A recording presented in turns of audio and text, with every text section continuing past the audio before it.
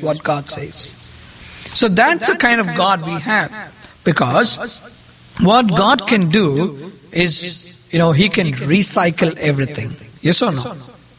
We hear a lot about recycling. Yeah? We have a recycling center very close to us. What do? They take all the trash and then they recycle it and bring out a product. This is exactly what God did here. I don't know if you have done this exercise before. I would encourage you to do this. I do this all the time. Verse 2. Now the earth was formless and empty, darkness was over the surface of the deep. Now in the place of the word earth, what I would do is, I would like to write my name. I like to write my name. So when I write my name, how does it read there? Now Chandra was formless and empty, darkness was over the surface of the deep. That's my situation. But you know the grace of God there? You see the next line? And the Spirit of God was hovering over the waters. The Spirit of God was there at a place when the earth was destitute, broken, with no hope. That's where God was. That's a kind of comfort I have in my life. That's a comfort you have in your life. That God is there with you even in your difficult times. Okay, so in this chapter, in Genesis 1, I really like this chapter. You know why? Because Genesis 1 talks about how God worked. His work pattern. His work schedule. The way God worked. Can you show me any other chapter in the Bible which shows God's active involvement of His work? His hand was there, of course. Parting of the Red Sea, parting of River Jordan, Jericho walls falling down. There was His hand in that, no doubt about that. But this is the only chapter in the Bible where you find God in action. I'm not talking about Jesus Christ, okay? That's in the New Testament. You find all the Gospels talking about that. But in the Old Testament, this is the chapter. So when God has worked in a particular style, we need to learn from the way God worked, okay? Let's see what God did. What did God work? Now, verse 3, you find, He said, let there be light, and there was light. God saw that the light was good, and He separated the light from the darkness. See, from the time sin came into this world, you know what God's been trying to do? He's been trying to separate. He's been trying to separate. If you see, from the beginning, all the way to the end, He's in the business of separating. You see the church? It's called out people, ecclesia. Day separated from light. Goats separated from sheep. Wheat separated from tares. So from the time sin came, God has been trying to separate. Okay, what you see here is, He called the light and the day and the darkness night. In verse 6, you find an interesting verse here. He says, verse 7, God made the expanse and separated the water under the expanse from the water above it. Okay? What do you understand? Did you ever think about that? Did you ever think about that? There is water above and below the skies. There is water above and below the skies. How do you know that? Look at verse 7. So God made the expanse and separated the water under the expanse from the water above it. So there is water above the expanse, above the skies, and the water is below the skies. And then when God did this, that was the second day. Right? Second day. First day, what did He do? He separated. He brought light and darkness. Second day, He separated the skies. Third day, what did He do? Third day, verse 11. God said, let the land produce vegetation, seed-bearing plants, and trees on the land that bear fruits with seed in it, according to their various kinds. And it was so. When I was reading this, I was so thrilled in this. You know why? Because when God gave the fruit, He already put seeds inside the fruit. He already put the seeds inside the fruit. You know why? Because He knows that these seeds will be useful to you and me now in this earth. And therefore He gave a way of propagating. A propagation for the next generations to come. So when God created the fruit, He put the seeds already inside. So we have always this question. Is it the hen first or the egg first? Is it the chicken or the egg first? Right? We always have this question. Now here, look at this fruit. There is a fruit and there is some seeds already inside the fruit. Alright? Let's go ahead to see what happened. And see, the seed-bearing plants and the vegetation, trees on the land, they bear the fruit. And there are different varieties that you find here, according to their kinds, is what's given here. Verse 12. They were according to their kinds. And God saw that it was good, and it was evening and morning, and it was the third day. Okay? So first day, light was separated from darkness. Second day, He separated the waters from the sky. The third day, He brought the vegetation, the plant-bearing seeds and all this. What did He do on the fourth day? Fourth day, verse 14. And God said, let there be lights in the expanse of the sky to separate the day from the night, and let them serve as signs to mark seasons and days and years. Now, on the first day, what did He do? He separated the light and the day. But what did He do on the fourth day?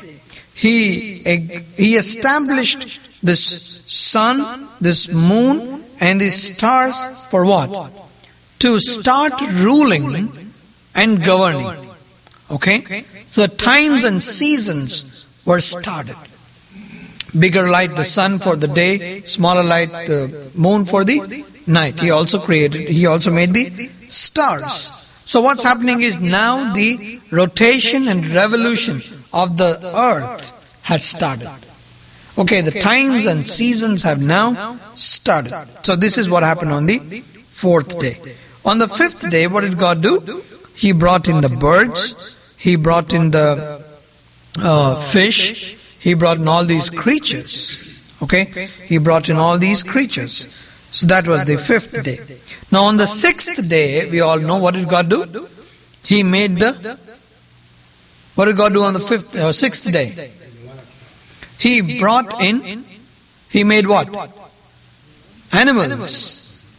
He made the animals. Verse 24.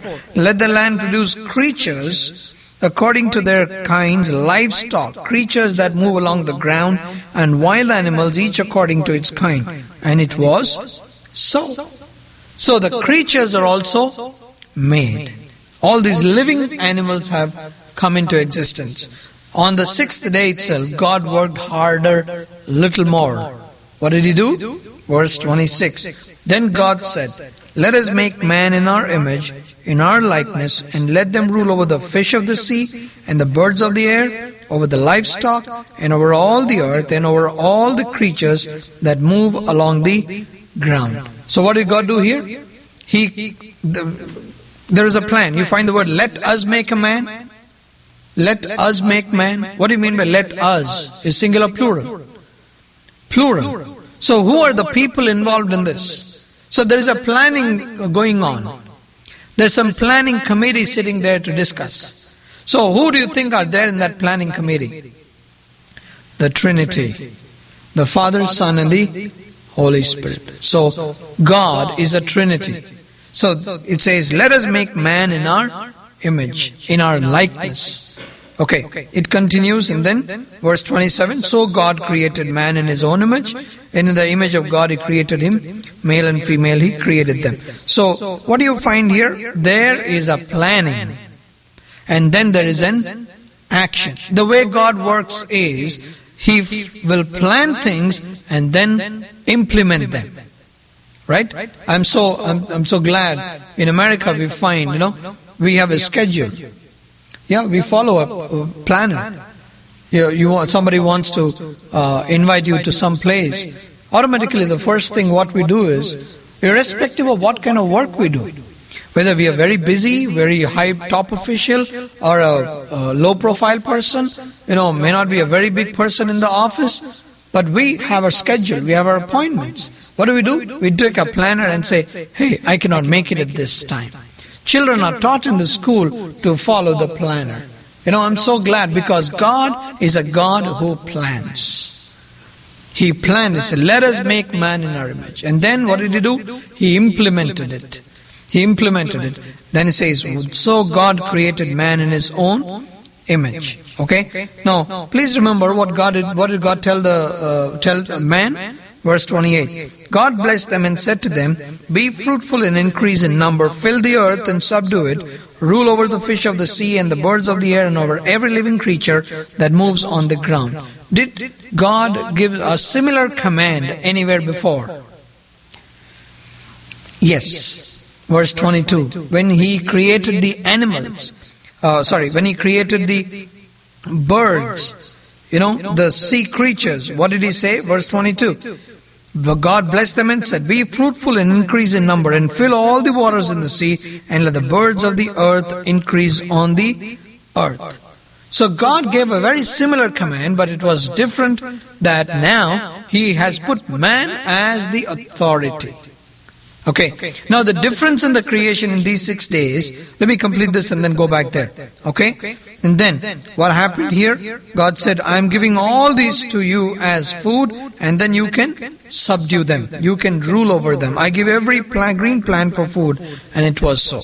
Alright? God saw all that He had made, and it was very good. Okay. Let's come back to this part. Let's come back to some of the interesting points that we need to glean from the story of creation. Okay? The story of creation. Now, when God told these sea creatures to flourish, that was different from what God told man, because God told man to rule over them. Okay? Now, let's look at what happened. On these 6 days, in these 6 days, God saw that it was good, right?